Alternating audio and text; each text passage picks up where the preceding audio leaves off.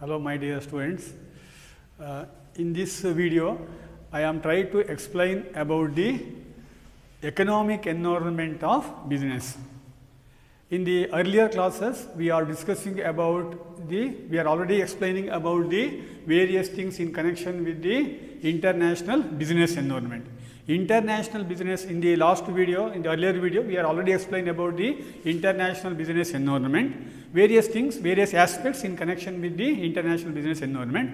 That is in the first chapter. In the second chapter, the first concept of the second chapter, that is the economic environment of a business. Economic environment of a business.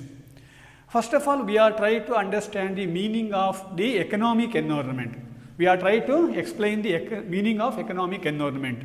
Generally, economic environment is nothing but under which condition the economic activities are taken place in the economy. Under which economic condition, under which economic situation the economic activities are taken place. We are already aware that economic activity is nothing but for the sake of earning the income. For the sake of earning the income, what are the activities are made by the people, that is known as economic activity.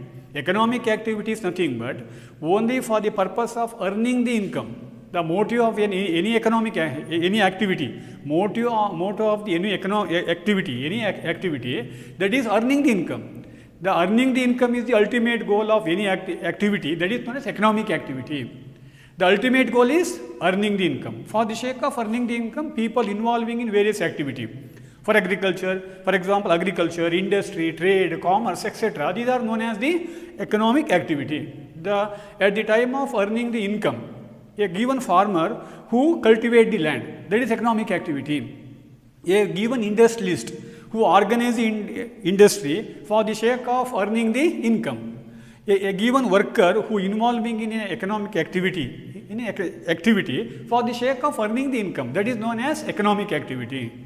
Under which condition, under which status in a particular nation the economic activities are taken place, that is known as the economic environment of a business. Economic environment of a business is nothing but what are the factors, what are the economic factors that is indirectly or directly govern the economic activity. Economic activities are controlled by, economic activities are governed by various factors. Sometimes some factors directly influencing on economic activity, sometimes they are indirectly influencing on economic activity. What are the activities are, what are the economic activities are directly or indirectly influencing on the given business or given economic activity, that is known as the economic environment of a business. That is the general meaning. ಆತ್ಮೀಯ ವಿದ್ಯಾರ್ಥಿಗಳೇ, JCBM college YouTube ಚಾನಲ್ಗೆ ಮತ್ತೊಮ್ಮೆ ನಿಮ್ಮನ್ನು ಆತ್ಮೀಯವಾಗಿ ಸ್ವಾಗತಿಸ್ತಾ ಇದ್ದೇನೆ. ನಾವು ಇಲ್ಲಿವರೆಗೆ ಅಂತಿಮ ಪದವಿ ವಿದ್ಯಾರ್ಥಿಗಳಿಗೆ ಫಸ್ಟ್ ಚಾಪ್ಟರ್ಗೆ ಸಂಬಂಧಪಟ್ಟಂಥ ವಿಷಯಗಳ ಬಗ್ಗೆ ಚರ್ಚೆ ಮಾಡಿದ್ವಿ. ನಿಮಗೆಲ್ಲ ಗೊತ್ತಿದೆ, ಫಸ್ಟ್ ಚಾಪ್ಟರ್ನಲ್ಲಿ ಪ್ರಮುಖವಾಗಿ ಈ ಅಂತಾರಾಷ್ಟ್ರೀಯ ವ್ಯಾಪಾರದ ಪರಿಸರ ಅಂದರೆ ಏನು, ಅಂತಾರಾಷ್ಟ್ರೀಯ ವ್ಯಾಪಾರದ ಪರಿಸರಕ್ಕೆ ಸಂಬಂಧಪಟ್ಟಂತಹ ಅಂಶಗಳು ಅಥವಾ ಅಂತಾರಾಷ್ಟ್ರೀಯ ವ್ಯಾಪಾರದ ಪರಿಸರದ ಮೇಲೆ ಯಾವೆಲ್ಲ ಅಂಶಗಳು ಪ್ರಭಾವವನ್ನು ಬೀರ್ತವೆ ಇತ್ಯಾದಿ ವಿಷಯಗಳ ಬಗ್ಗೆ ನಾವು ಫಸ್ಟ್ ಚಾಪ್ಟರ್ ಚರ್ಚೆ ಮಾಡಿದ್ವಿ. ಈಗ ನಾವು ಈ ಸೆಕೆಂಡ್ ಚಾಪ್ಟರ್ನಲ್ಲಿ ಫಸ್ಟ್ ಕಾನ್ಸೆಪ್ಟ್ ಏನು ಅಂತ ಹೇಳಿದರೆ economic environment of A business. ಅಂದರೆ ಯಾವುದೇ ಒಂದು ವ್ಯವಹಾರದ ಆರ್ಥಿಕ ಪರಿಸರ, ಇದನ್ನು ವ್ಯವಹಾರದ ಆರ್ಥಿಕ ಪರಿಸರ ಅಂತ ಹೇಳ್ತೀವಿ. ವ್ಯವಹಾರದ ಆರ್ಥಿಕ ಪರಿಸರ ಅಂತ ಹೇಳೋದು ಎರಡನೇ ಚಾಪ್ಟರ್ನಲ್ಲಿ ಬರುವಂತಹ ಮೊಟ್ಟ ಮೊದಲ ಕಾನ್ಸೆಪ್ಟ್, ವ್ಯವಹಾರದ ಆರ್ಥಿಕ ಪರಿಸರ.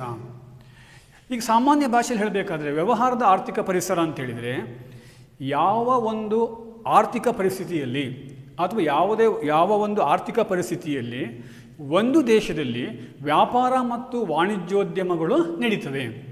ಯಾವುದೇ ಒಂದು ದೇಶದ ಆರ್ಥಿಕ ಚಟುವಟಿಕೆಗಳು, ವ್ಯಾಪಾರ ಮತ್ತು ವಾಣಿಜ್ಯ ಅಂತ ಹೇಳೋದು ಒಂದು ಆರ್ಥಿಕ ಚಟುವಟಿಕೆ, ಯಾವ ಪರಿಸ್ಥಿತಿಯಲ್ಲಿ ಒಂದು ದೇಶದಲ್ಲಿ ವ್ಯಾಪಾರ ಮತ್ತು ವಾಣಿಜ್ಯ ಚಟುವಟಿಕೆಗಳು ನಡೆಯಲ್ಪಡ್ತವೆ ಎಂಬುದನ್ನು ನಾವು ವ್ಯಾಪಾರದ ಪರಿಸರ ಅಥವಾ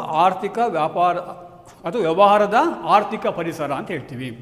ವ್ಯವಹಾರದ ಆರ್ಥಿಕ ಪರಿಸರ ಅಂತ ಹೇಳಿದರೆ ಯಾವುದೇ ಒಂದು ದೇಶದಲ್ಲಿ ಈ ಆರ್ಥಿಕ ಚಟುವಟಿಕೆಗಳು ಯಾವ ಪರಿಸ್ಥಿತಿಯಲ್ಲಿ ನಡೆಯಲ್ಪಡ್ತವೆ, ಆರ್ಥಿಕ ಪರಿಸ್ಥಿತಿಗಳು ಯಾವ ಒಂದು ಪರಿಸ್ಥಿತಿಯಲ್ಲಿ ನಡೆಯಲ್ಪಡ್ತವೆ, ಯಾವ ಒಂದು ಅಂಶಗಳು ಆರ್ಥಿಕ ಪರಿಸ್ಥಿತಿಯನ್ನು ಅವು ನಿರ್ಧರಿಸ್ತವೆ ಅಂತ ಹೇಳೋದಕ್ಕೆ ನಾವು ವ್ಯವಹಾರದ ಪರಿಸರ ಅಂತ ನಾವು, ಅಥವಾ ವ್ಯವಹಾರದ ಆರ್ಥಿಕ ಪರಿಸರ ಅಂತ ನಾವು ಸಾಮಾನ್ಯ ಭಾಷೆಯಲ್ಲಿ ಹೇಳ್ಬೋದು.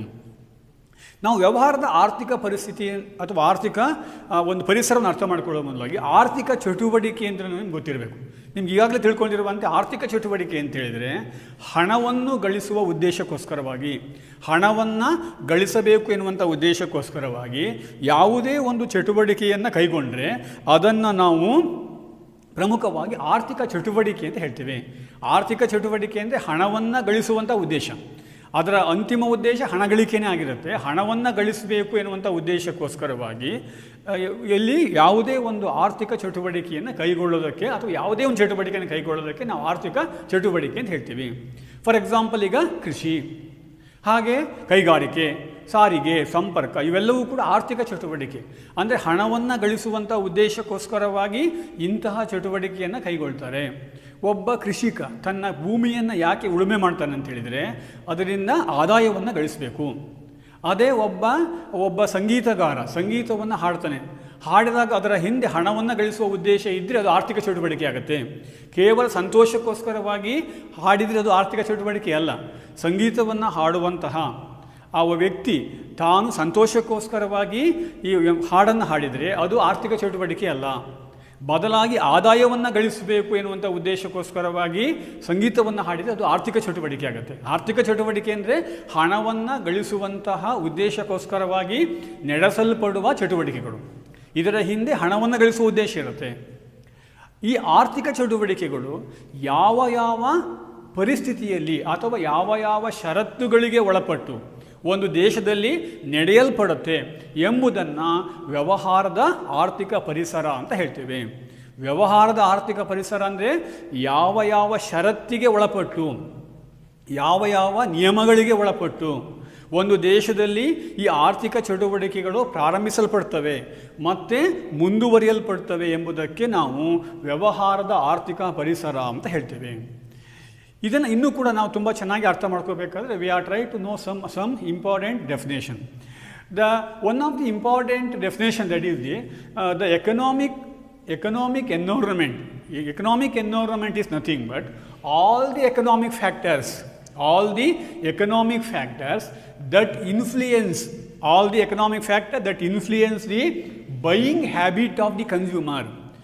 All the economic factors that influence on the buying habit of the consumer and the business. That is known as the economic environment. Economic environment is nothing but all the economic factors. At the time of defining the meaning of economic environment, we definitely consider only the economic factor. We are not able to consider the social factor, political factor and cultural factors. What are the economic factors? That influence on the buying habits of the people for the sake of satisfaction of their wants. Every consumer who try to buy the different varieties of products, that is necessaries, comforts and luxury goods. Comforts, luxuries and necessary commodity, they are very need for every person. They are very essential for every person for the sake of satisfaction their wants. At the time of purchasing all this commodity, what are the economic factors are influencing? What are the economic factors are influencing on the consumer's habit, buying habit? Every consumer who develop a habit, that is buying habit. For the sake of satisfaction of his want, he buy the commodity. The buying is one of the important economic activity. The objectives of the buying habit is for the sake of satisfaction the want. To satisfy the want, every consumer, every individual who buy the different varieties of products. What are the economic factors? That influencing on the buying habit of a consumer as well as the business. At the time of run the business, various factors are influencing a lot of. A given organizer who start the business, he considers so many things. So many factors are influencing on the business. What are the economic factors? What are the economic factors are influencing on the business? That is also known as economic environment. Economic environment is nothing but all the economic factors, that influencing on the habit of the buying habit of the consumer as well as business, that is known as economic environment. ಈ ಆರ್ಥಿಕ ಪರಿಸರ ಅಂತ ಹೇಳಿದರೆ ಅಥವಾ ಆರ್ಥಿಕ ಪರಿಸರ ಅಂತ ಹೇಳಿದರೆ ಕನ್ನಡದಲ್ಲಿ ನಾವು ಹೀಗೆ ಹೇಳ್ಬೋದು, ಯಾವುದೇ ಒಂದು ಉದ್ಯಮದ ಚಟುವಟಿಕೆಯ ಮೇಲೆ ಅಥವಾ ಉದ್ಯಮದ ಮೇಲೆ ಅಥವಾ ಅನುಭೋಗಿಗಳ ಕೊಂಡುಕೊಳ್ಳುವಿಕೆಯ ಮೇಲೆ, ಯಾವುದೇ ಒಂದು ಉದ್ಯಮದ ಮೇಲೆ ಅಥವಾ ಅನುಭೋಗಿಗಳ ಕೊಂಡುಕೊಳ್ಳುವಿಕೆಯ ಮೇಲೆ ಅಥವಾ ಕೊಂಡುಕೊಳ್ಳುವಿಕೆಯ ಹವ್ಯಾಸದ ಮೇಲೆ ಯಾವೆಲ್ಲ ಆರ್ಥಿಕ ಚಟುವಟಿಕೆಗಳು ಪ್ರಭಾವಿಸಲ್ಪಡ್ತವೆ, ಯಾವುದೇ ಒಂದು ಆರ್ಥಿಕ ಅಂಶಗಳು ಅಥವಾ ಒಂದು ದೇಶದಲ್ಲಿ ಈ ಅನುಭೋಗಿಯ ಕೊಂಡುಕೊಳ್ಳುವಿಕೆಯ ಮೇಲೆ ಅನೇಕ ಆರ್ಥಿಕ ಅಂಶಗಳು ಪ್ರಭಾವಿಸಲ್ಪಡ್ತವೆ. ಅದೇ ರೀತಿಯಲ್ಲಿ ಒಂದು ಉದ್ಯಮವನ್ನು ಮುನ್ನಡೆಸಿಕೊಳ್ಳುವ ಹೋಗುವ ವೇಳೆಯಲ್ಲೂ ಕೂಡ ಅನೇಕ ಅಂಶಗಳು ಪ್ರಭಾವವನ್ನು ಬೀರ್ತವೆ. ಒಂದು ಉದ್ಯಮವನ್ನು ಸ್ಥಾಪನೆ ಮಾಡುವಂಥದ್ದು, ಆ ಉದ್ಯಮವನ್ನು ಮುನ್ನಡೆಸುವಂಥದ್ದು ಅತ್ಯಂತ ಕ್ಲಿಷ್ಟಕರವಾದಂಥ ಒಂದು ಆರ್ಥಿಕ ಚಟುವಟಿಕೆ. ಅಂತಹ ಉದ್ಯಮವನ್ನು ಸ್ಥಾಪನೆ ಮಾಡಬೇಕಾದ್ರೆ, ಮುನ್ನಡೆಸಬೇಕಾದ್ರೆ ಅನೇಕ ಆರ್ಥಿಕ ಅಂಶಗಳು ಅದರ ಮೇಲೆ ಪ್ರಭಾವವನ್ನು ಬೀರ್ತವೆ. ಅದರಂತೆ ಒಬ್ಬ ಅನುಭೋಗಿ ತನ್ನ ಬಯಕೆಯ ತೃಪ್ತಿಗೋಸ್ಕರವಾಗಿ, ಪ್ರತಿಯೊಬ್ಬ ಅನುಭೋಗಿಗೂ ಕೂಡ ಅನಂತವಾದ ಬಯಕೆಗಳಿರ್ತವೆ, ಅಪರಿಮಿತವಾದ ಬಯಕೆಗಳಿರ್ತವೆ. ನಿಮಗೆಲ್ಲ ಗೊತ್ತಿರುವ ಹಾಗೆ ಮಾನವನ ಬಯಕೆಗಳು ಅಪರಿಮಿತವಾಗಿರುತ್ತವೆ. ಆದರೆ ಆ ಬಯಕೆಯನ್ನು ತೃಪ್ತಿಪಡಿಸುವ ಸಾಧನ ಸಂಪನ್ಮೂಲಗಳು ಮಿತವಾಗಿರುವುದು ಮಾತ್ರವಲ್ಲದೆ ಪರ್ಯಾಯ ಉಪಯೋಗಗಳಿಗೆ ಬರುವಂಥ ಗುಣವನ್ನು ಹೊಂದಿರ್ತವೆ ಅಂಥೇಳಿ ಲಿಯೋನಲ್ ರಾಬಿನ್ಸ್ ಹೇಳ್ತಾನಲ್ವಾ. ಹಾಗಾಗಿ ಈ ಅಪರಿಮಿತವಾದಂಥ ಬಯಕೆಯನ್ನು ತೃಪ್ತಿಪಡಿಸ್ಕೊಳ್ಳಿಕ್ಕೆ ಪ್ರತಿಯೊಬ್ಬ ಅನುಭೋಗಿಗೂ ಕೂಡ ವಿಭಿನ್ನ ರೀತಿಯ ಸರಕುಗಳ ಅವಶ್ಯಕತೆ ಇರುತ್ತೆ. ಸರಕುಗಳನ್ನು ನಾವು 3 ರೀತಿಯಲ್ಲಿ ವರ್ಗೀಕರಿಸ್ತೀವಿ, ನಿಮಗೆಲ್ಲ ಅದು ತಿಳಿದಿದೆ. ಒಂದು ಯಾವುದು? ಅತ್ಯವಶ್ಯಕ ಸರಕುಗಳು. ಯಾವುದಕ್ಕೆ ಎಕ್ಸಾಂಪಲು? ಆಹಾರ, ಬಟ್ಟೆ, ವಸತಿ, ಶಿಕ್ಷಣ, ಇವೆಲ್ಲವೂ ಕೂಡ ಅತ್ಯವಶ್ಯಕ ಸರಕುಗಳು. ಇನ್ನೊಂದು ಸುಖದಾಯಕ ಸರಕುಗಳು, ಜೀವನವನ್ನು ಹೆಚ್ಚು ಸುಖದಾಯಕವಾಗಿಸಬೇಕು ಅಂಥೇಳಿ ಉಪಯೋಗಿಸುವ ಸರಕುಗಳಿಗೆ ನಾವು ಸುಖದಾಯಕ ಸರಕು ಅಂತ ಕರಿತೀವಿ. ಮೂರನೇದು ಐಷಾರಾಮಿ ಸರಕುಗಳು, ಹೆಚ್ಚು ಐಷಾರಾಮಿ ಜೀವನ ನಡೆಸಬೇಕು, ಹೆಚ್ಚು ವಿಲಾಸಿ ಜೀವನ ನಡೆಸಬೇಕು ಎನ್ನುವಂಥ ಉದ್ದೇಶಕ್ಕೋಸ್ಕರವಾಗಿ ಕೊಳ್ಳಲ್ಪಡುವ ಸರಕುಗಳಿಗೆ ನಾವು ವಿಲಾಸಿ ಸರಕುಗಳು, ಐಷಾರಾಮಿ ಸರಕು ಅಂತ ಹೇಳ್ತೇವೆ. ಅಂದರೆ ಈ ಎಲ್ಲ ಸರಕುಗಳ ಅನುಭೋಗದ ಉದ್ದೇಶ ಬಯಕೆಯ ತೃಪ್ತಿಗಾಗಿರುತ್ತೆ. ಇದಕ್ಕೋಸ್ಕರವಾಗಿ ಅನುಭೋಗಿ ಸರಕನ್ನು ಕೊಂಡುಕೊಳ್ತಾನೆ, ಸರಕನ್ನು ಕೊಂಡುಕೊಳ್ಳುವ ಹವ್ಯಾಸವನ್ನು ಬೆಳೆಸ್ಕೊಳ್ತಾನೆ. ಈ ಸರಕನ್ನು ಕೊಂಡುಕೊಳ್ಳುವ ಹವ್ಯಾಸದ ಮೇಲೆ ಕೆಲವು ಆರ್ಥಿಕ ಚಟುವಟಿಕೆಗಳು ಅಥವಾ ಆರ್ಥಿಕ ಅಂಶಗಳು ಪ್ರಭಾವವನ್ನು ಬೀರ್ತವೆ. ಅದರಂತೆ ಯಾವುದೇ ಒಂದು ಉದ್ಯಮವನ್ನು ನಾವು ಮುನ್ನಡೆಸಬೇಕಾದ್ರೆ, ಸ್ಥಾಪನೆ ಮಾಡಬೇಕಾದ್ರೆ, ಮುನ್ನಡೆಸಬೇಕಾದ್ರೆ ಅದರ ಮೇಲೂ ಕೂಡ ಕೆಲವು ಆರ್ಥಿಕ ಅಂಶಗಳು ಪ್ರಭಾವವನ್ನು ಬೀರ್ತವೆ. ಇವೆಲ್ಲವನ್ನು ಕೂಡ ಒಟ್ಟು ಸೇರಿಸ್ಬಿಟ್ಟು ನಾವು ಏನು ಹೇಳ್ತೇವೆ, ಇಲ್ಲಿ ವ್ಯವಹಾರದ ಪರಿಸರ ಅಂತ ಹೇಳ್ತೀವಿ, ಅಥವಾ ಆರ್ಥಿಕ ಪರಿಸರ, ವ್ಯವಹಾರದ ಆರ್ಥಿಕ ಪರಿಸರ ಅಂತ ಹೇಳ್ತೀವಿ.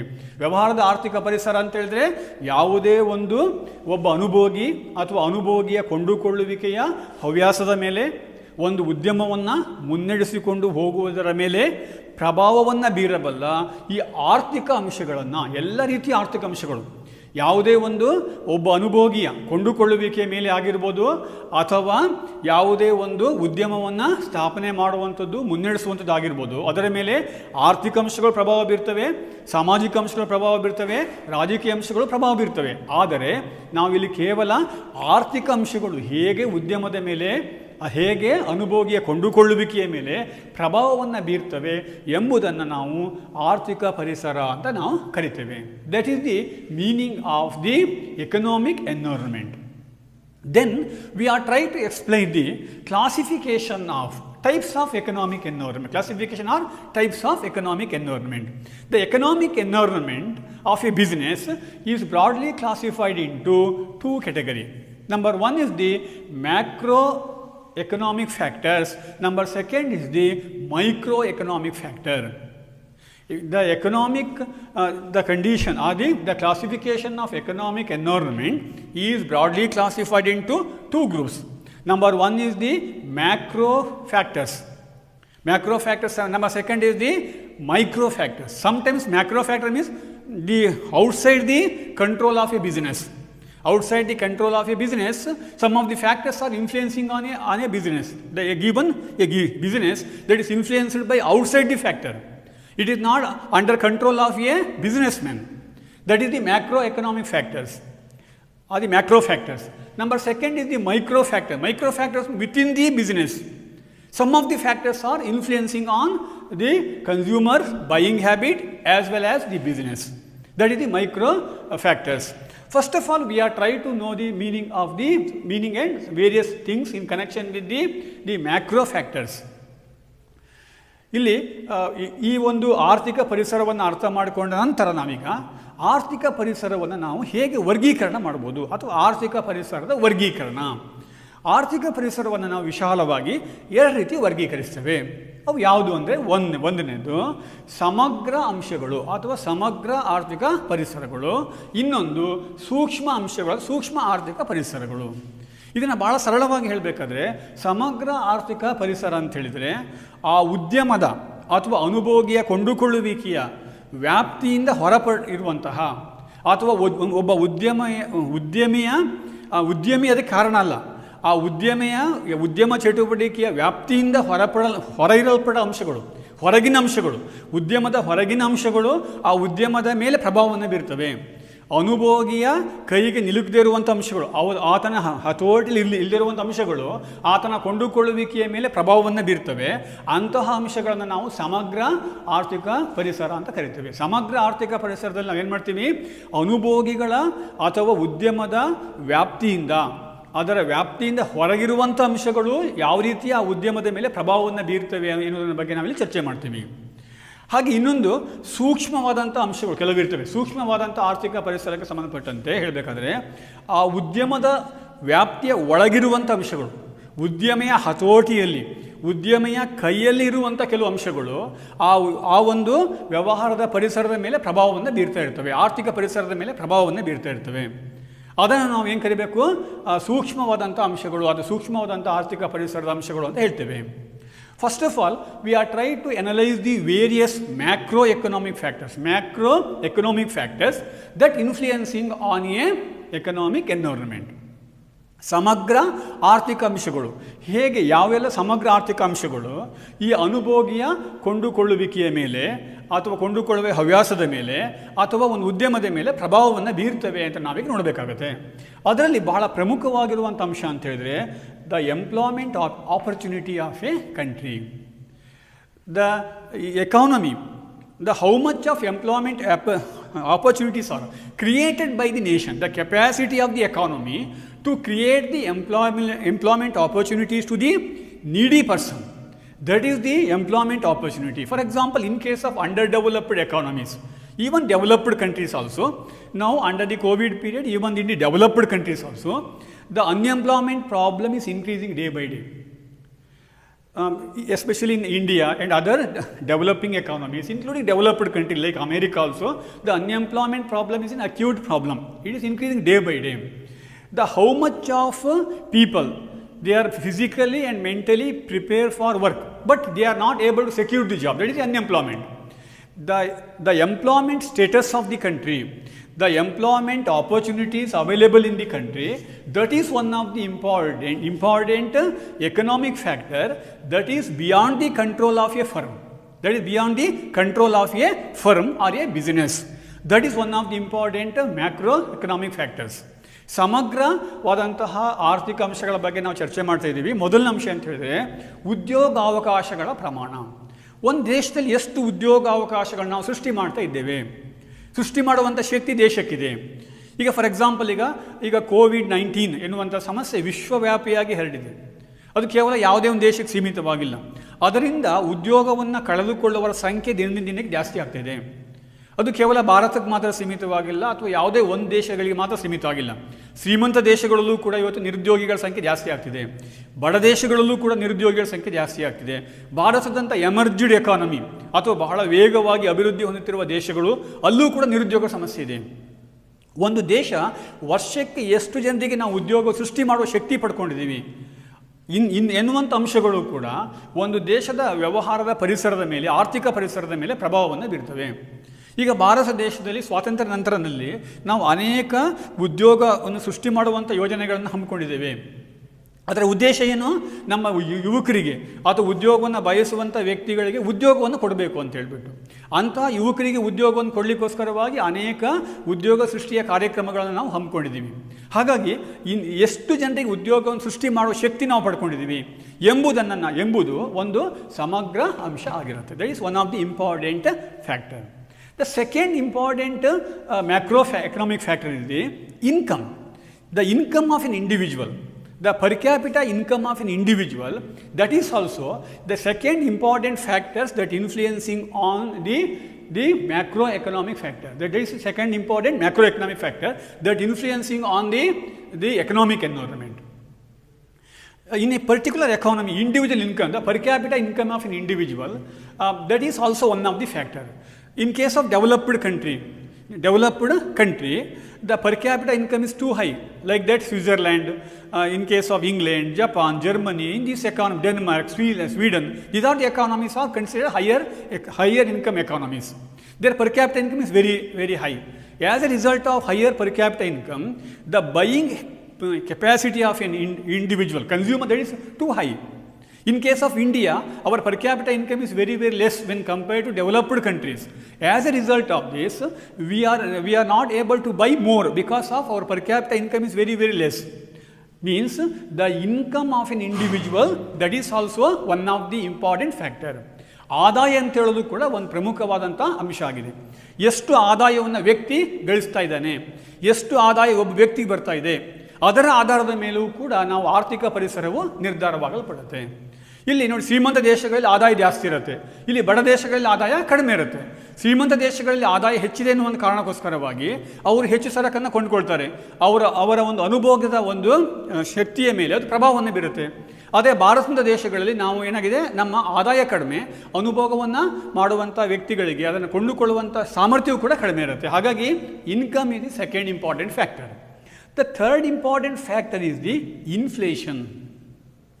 We are trying to understand the meaning of inflation. Inflation is nothing but it is a state.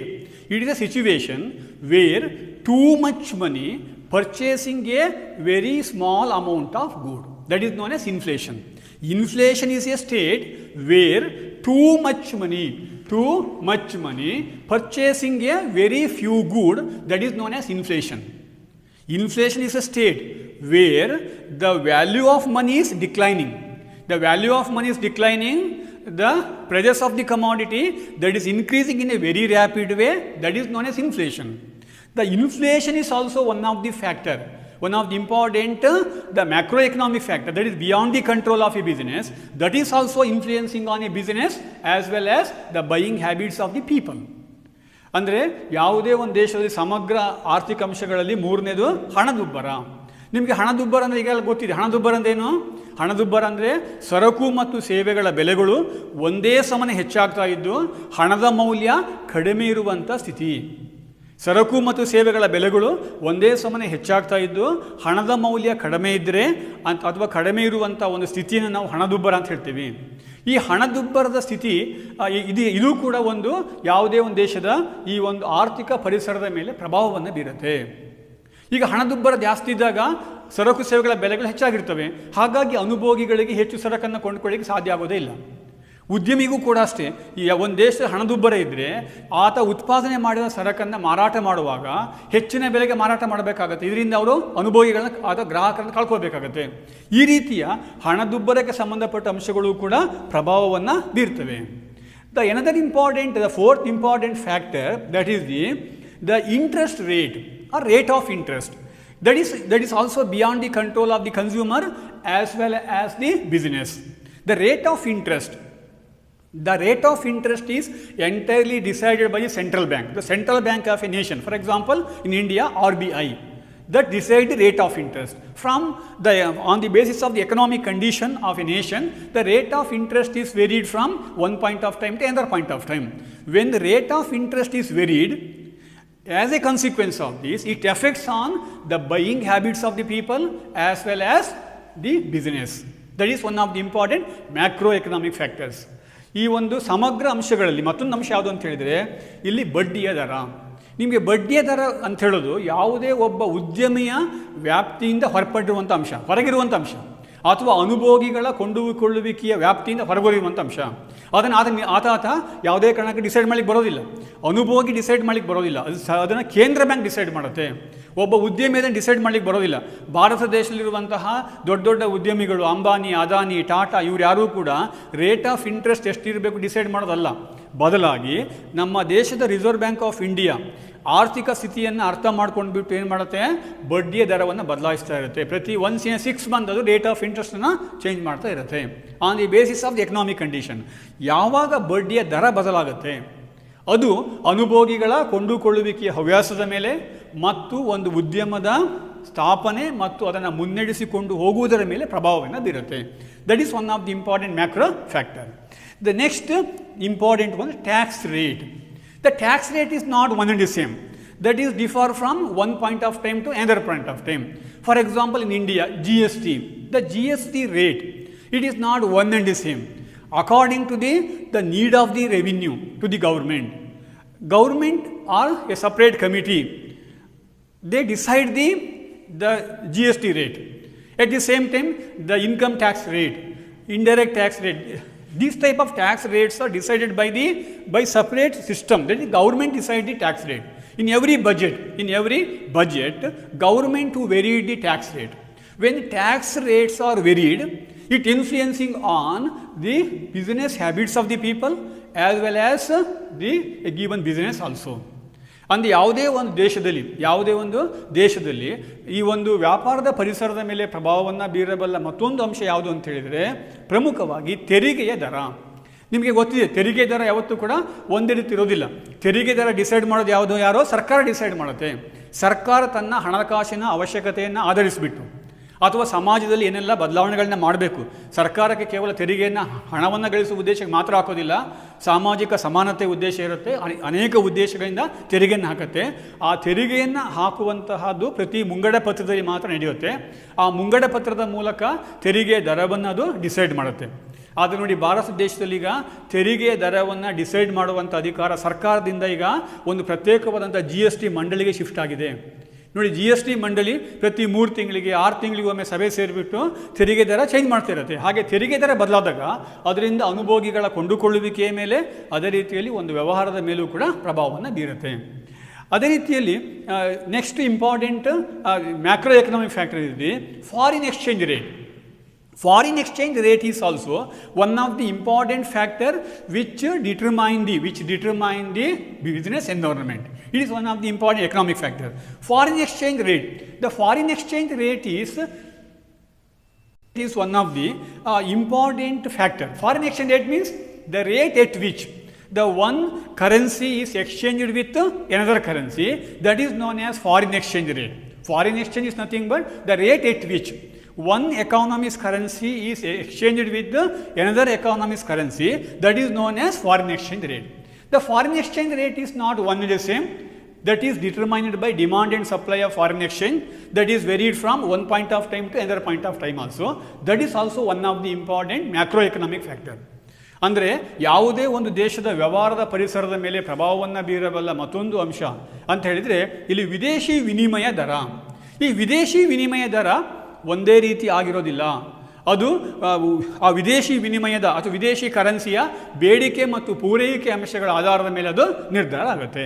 ಹಾಗಾಗಿ ಈ ವಿದೇಶಿ ಕರೆನ್ಸಿಯ ದರದಲ್ಲಿ ವ್ಯತ್ಯಾಸ ಆದಾಗ ಅನುಭೋಗಿಗಳ ಕೊಂಡುಕೊಳ್ಳುವಿಕೆ ಮತ್ತು ವ್ಯವಹಾರದ ಮೇಲೆ ಅದು ಪ್ರಭಾವವನ್ನು ಬೀರುತ್ತೆ. The next important factor is the rate of saving. The amount of saving made by the people, the amount of savings made by the people, that is also decide the consumer habit as well as the business in a given nation. Next important factor ಅಂತ ಹೇಳಿದರೆ ಪ್ರಮುಖವಾಗಿ ಉಳಿತಾಯದ ದರ ಅಥವಾ ಉಳಿತಾಯದ ಪ್ರಮಾಣ. ಈ ಉಳಿತಾಯದ ಪ್ರಮಾಣ ಎಷ್ಟಿದೆ ಒಂದು ದೇಶದಲ್ಲಿ ಎಂಬುದು ಕೂಡ ಒಂದು ದೇಶದ ಈ ವ್ಯವಹಾರದ ಪರಿಸರದ ಮೇಲೆ, ಆರ್ಥಿಕ ವ್ಯವಹಾರದ ಪರಿಸರದ ಮೇಲೆ ಪ್ರಭಾವವನ್ನು ಬೀರಬಲ್ಲ ಸಮಗ್ರ ಅಂಶಗಳಾಗಿವೆ.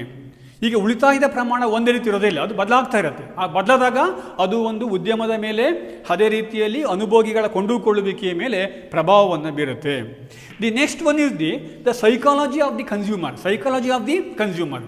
The consumer psychology is also influencing on the buying habits of the consumer as well as the business in a nation. ಯಾವುದೇ ಒಂದು ದೇಶದಲ್ಲಿ ಈ ವ್ಯವಹಾರದ ಪರಿಸರದ ಮೇಲೆ, ಆರ್ಥಿಕ ವ್ಯವಹಾರದ ಪರಿಸರದ ಮೇಲೆ ಪ್ರಭಾವವನ್ನು ಬೀರಬಲ್ಲ ಮತ್ತೊಂದು ಸಮಗ್ರ ಅಂಶ ಯಾವುದು ಅಂತ ಹೇಳಿದರೆ ಇಲ್ಲಿ ಅನುಭೋಗಿಗಳ ಮಾನಸಿಕ ಸ್ಥಿತಿ, ಅಂದರೆ ಅನುಭೋಗಿಗಳ ಒಂದು ಮನಸ್ಥಿತಿ ಇದೆಯಲ್ಲ, ಅದು ಕೂಡ ಪ್ರಭಾವವನ್ನು ಬೀರುತ್ತೆ. ಈ ಅನುಭೋಗಿಗಳ ಮನಸ್ಥಿತಿ ಒಂದೇ ರೀತಿ ಇರೋದೇ ಇಲ್ಲ, ಅದು ಕಾಲದಿಂದ ಕಾಲಕ್ಕೆ ಬದಲಾಗ್ತಾ ಇರುತ್ತೆ.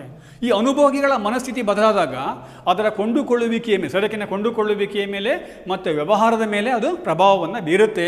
That is also one of the important factor, ಈ macro economic factor. The next one is the recession. The recession is one of the important phases of the trade cycle. Under the recession period, all the economic activities comes down. As a result of this, the income earning capacity of the consumer is very less. As a consequence of this, it affects on the buying habits of the consumer as well as business. ಮತ್ತೊಂದು ಪ್ರಮುಖವಾದ ಸಮಗ್ರ ಅಂಶ ಯಾವುದು ಅಂತ ಹೇಳಿದರೆ ಇಲ್ಲಿ ಆರ್ಥಿಕ ಹಿಂಜರಿತ. ಈ ಆರ್ಥಿಕ ಹಿಂಜರಿತ ಅಂತ ಹೇಳೋದು ವ್ಯಾಪಾರಿ ಚಕ್ರಗಳ ಒಂದು ಪ್ರಮುಖವಾದ ಹಂತವಾಗಿದೆ. ಈ ವ್ಯಾಪಾರಿ ಚಕ್ರಗಳ ಅತ್ಯಂತ ಕೆಳ ಹಂತಕ್ಕೆ ನಾವು ಹಿಂಜರಿಕೆ ಅಂತ ಹೇಳ್ತೇವೆ. ಹಿಂಜರಿಕೆ ಹಂತದಲ್ಲಿ ಇಡೀ ದೇಶದ ಆರ್ಥಿಕ ಚಟುವಟಿಕೆ ಅತ್ಯಂತ ಕೆಳಮಟ್ಟಕ್ಕೆ ಅದು ಚಲಿಸಿರುತ್ತೆ. ಉದ್ಯೋಗಾವಕಾಶ, ಆದಾಯ, ಬಂಡವಾಳ ಹೂಡಿಕೆ, ಉಳಿತಾಯ ಎಲ್ಲವೂ ಕೂಡ ಅತ್ಯಂತ ಕನಿಷ್ಠವಾಗಿರ್ತವೆ. ಇಂಥ ಸನ್ನಿವೇಶದಲ್ಲಿ ವ್ಯಕ್ತಿಗಳ ಆದಾಯ ಕಡಿಮೆ ಇರುವ ಕಾರಣಕ್ಕೋಸ್ಕರವಾಗಿ ಅದರಿಂದ ಆಗುವಂಥ ಪರಿಣಾಮ ಏನು ಅಂತ ಹೇಳಿದರೆ ಅನುಭೋಗಿಗಳ ಕೊಂಡುಕೊಳ್ಳುವಿಕೆಯ ಮೇಲೆ ಮತ್ತು ಒಂದು ಉದ್ಯಮವನ್ನು ಸ್ಥಾಪನೆ ಮಾಡುವುದರ ಮೇಲೆ, ಅದನ್ನು ಮುನ್ನಡೆಸಿಕೊಂಡು ಹೋಗುವುದರ ಮೇಲೂ ಕೂಡ ಅದು ಪ್ರಭಾವವನ್ನು ಬೀರುತ್ತೆ. These are the various macro economic factors which influencing on the economic environment of the business. In the next video, I am trying to explain about the various microeconomic factors which influence on the business. Thank you.